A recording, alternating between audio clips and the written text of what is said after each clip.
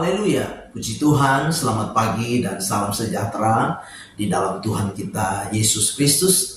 Kita bersyukur kepada Tuhan kalau pagi hari ini kita bertemu lagi di dalam keadaan yang baik, keadaan yang sehat dan diberkati Tuhan. Puji Tuhan. Pagi hari ini sebelum kita beraktivitas, mari kita menyediakan hati kita, diri kita untuk bersama-sama kita dengar firman Tuhan. Mari kita berdoa. Bapa di dalam surga, terima kasih anugerah-Mu kami nikmati sampai pagi hari ini.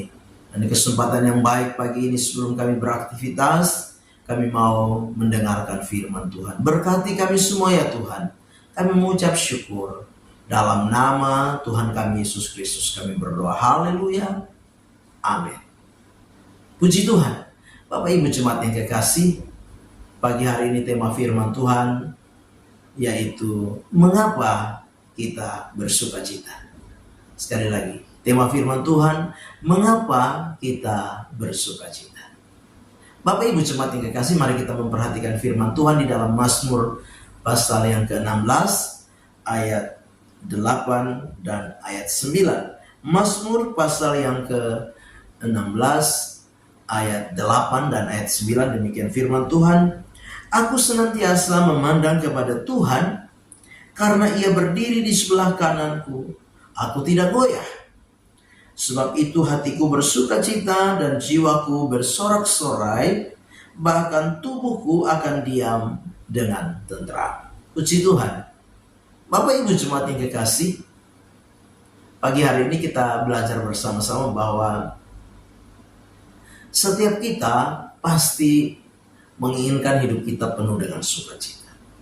Ya.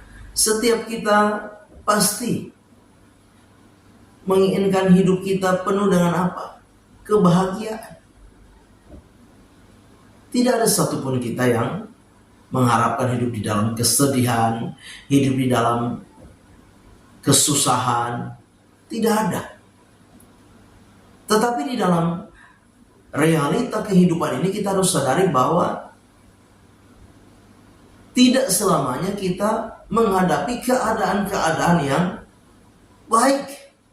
Ada kalanya keadaan-keadaan yang tidak kita harapkan. Ada kalanya keadaan-keadaan yang tidak kita inginkan, yang terjadi dan kita alami di dalam kehidupan ini. Nah, itu sebabnya lewat firman Tuhan di dalam Mazmur pasal yang ke-16 ayat 1 sampai ayat yang ke-11 ini kita akan belajar dari pemazmur. Mengapa pemazmur bersuka cita? Karena apa? Keadaan, kondisi, situasi yang sedang terjadi di tengah-tengah kehidupan pemazmur, dia sedang mengalami satu kondisi, satu keadaan, satu situasi yang kurang baik. Keadaan, situasi yang tidak seperti yang dia harapkan. Tetapi kenapa dia masih bersuka cita? Yang pertama, alasan yang pertama, kenapa pemazmur masih dapat bersuka cita. Yang pertama yaitu karena pemazmur tetap mengingat kebaikan Tuhan di dalam kehidupannya. Yang pertama, pemazmur tetap mengingat kebaikan Tuhan di dalam kehidupannya. Di dalam ayat yang pertama dan ayat yang kedua dikatakan demikian. Miktam dari Daud, jagalah aku, ya Allah, sebab padamu aku berlindung. Aku berkata kepada Tuhan, Engkaulah Tuhanku. Tidak ada yang baik bagiku selain Engkau. Jadi kita memperhatikan bahwa pemazmur mengingat bahwa apa? Tuhan itu baik bagi dirinya. Dia mengalami kebaikan-kebaikan Tuhan di dalam kehidupannya. Itu sebabnya apa? Dia bersuka cita. Nah, Bapak Ibu jemaat yang kekasih, kita harus menyadari bahwa tidak selamanya keadaan, tidak selamanya kondisi yang kita jalani akan menjadi sebuah realitas sebagaimana yang kita harapkan. Kadang-kala keadaan, situasi, kondisi bisa berubah-ubah. Tetapi kita harus sadar bahwa apa? Tuhan itu selalu menyatakan kebaikan-kebaikannya di dalam hidup ini. Kita harus ingat kepada kebaikan Tuhan. Supaya apa? Supaya itu menjadi dasar bagi kita untuk apa? Tetap bersuka cita. Pemazmur berkata, tidak ada yang baik bagiku selain Engkau. Artinya apa? Pemazmur menyadari bahwa dia boleh menikmati, mengalami kebaikan Tuhan, sekalipun kondisi, situasi yang diharapkan tidak seperti realita di dalam kehidupannya. Dia menyadari bahwa Tuhan, walaupun keadaannya kurang baik, tapi Tuhan selalu berbuat baik kepadanya, sehingga dia tetap bersukacita. Yang kedua, karena Tuhan menjadi sumber sukacitanya. Itu yang kedua.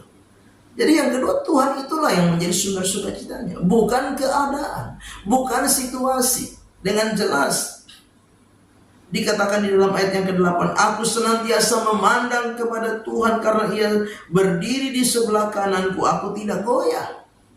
Sebab itu hatiku bersukacita dan jiwaku bersorak-sorai. Jadi Tuhanlah yang menjadi sumber sukacita daripada pemazmur Daud. Bapak Ibu jemaat yang kekasih, kalau kita menyandarkan sukacita kita dengan sesuatu yang sifatnya lahiriah, sifatnya kebendaan, ya, sesuatu yang ada di dalam dunia ini, maka sukacita kita bisa akan hilang. Karena apa? Keadaan, kondisi, sesuatu yang sifatnya lahiriah itu apa? Terbatas. Tetapi Daud, dia menjadikan Tuhan sumber sukacitanya. Dan sebagai orang-orang yang percaya, jadikanlah Tuhan sumber sukacita di dalam hidup kita. Supaya apa? Ketika keadaan, situasi, kondisi tidak seperti yang kita harapkan, kita masih tetap dapat bersukacita.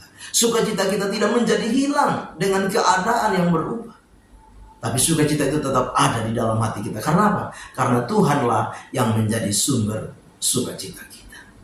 Itulah sebabnya pagi hari ini sekali lagi, tetaplah mengingat kebaikan Tuhan di dalam hidup ini.